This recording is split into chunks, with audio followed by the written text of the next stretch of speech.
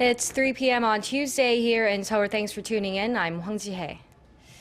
The Korean government has laid out its economic policy plans for the second half of the year that includes an $8.5 billion budget supplement. The plan is aimed at creating new jobs in the face of a major overhaul of struggling industries, including the shipping and shipbuilding sectors. Our Kim Min-ji starts us off.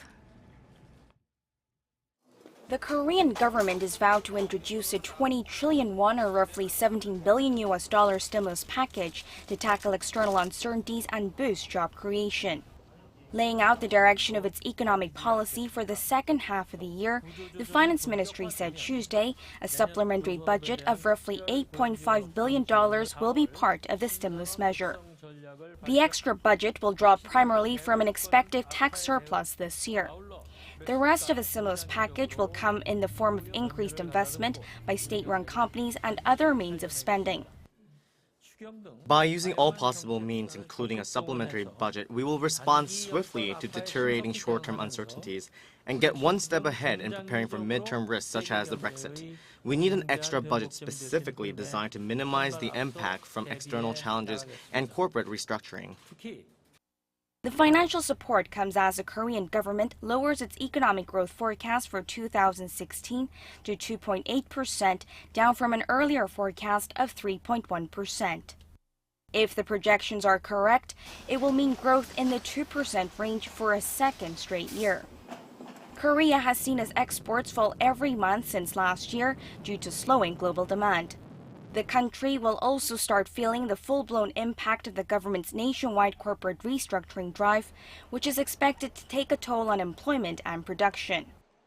On top of that, although the fallout from Brexit is expected to have a limited impact on the Korean economy, indirect effects cannot be ruled out if it brings prolonged volatility to the global stock market and weighs on the global economy.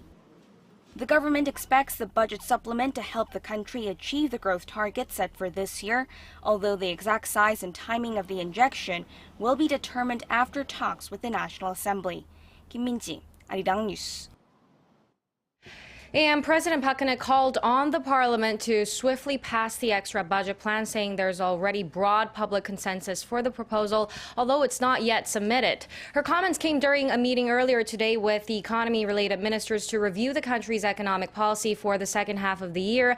The meeting is where the stimulus measures were announced. The president emphasized that timing is crucial for implementation of the policy. She added that various local and global financial institutions have advised Korea to initiate a budget supplement to prop up the economy.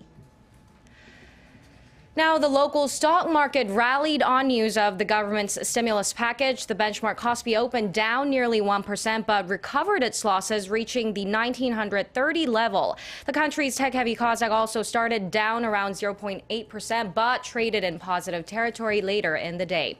All this comes despite the lingering uncertainty prompted by Britain's decision to leave the European Union. Korean shares ended up on Monday as well. Experts attribute Korea's relatively stable financial market conditions as compared to the U.S. to a weaker trading ties with European markets.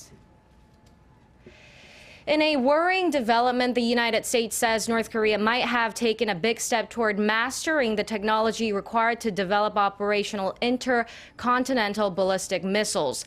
Facing the growing threat, the U.S., South Korea, and Japan are holding a drill to track future missiles fired by the North. Kim Hyun-bin reports.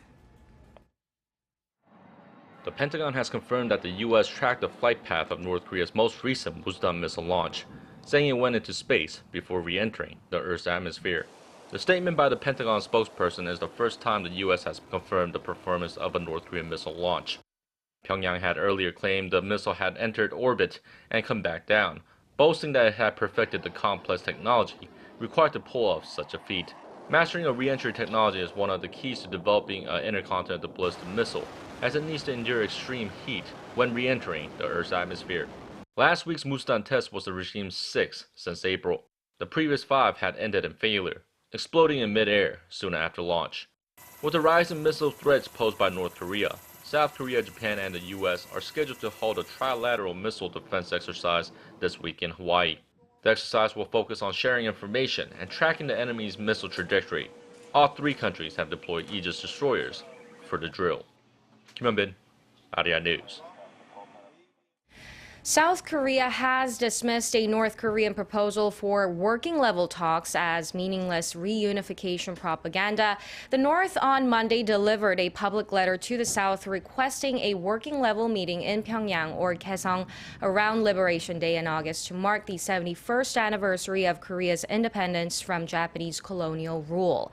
Seoul's Unification Ministry spokesman said the North's proposal is a repeat of the regime's previous tactics and called on Pyongyang to show a willingness to denuclearize. Seoul has shut down all dialogue and exchanges with Pyongyang in the wake of the North's last nuclear test and subsequent ballistic missile launches. And that brings us to the end of our newscast. More updates coming up at 6 p.m. Korea time, so stay tuned and goodbye for now.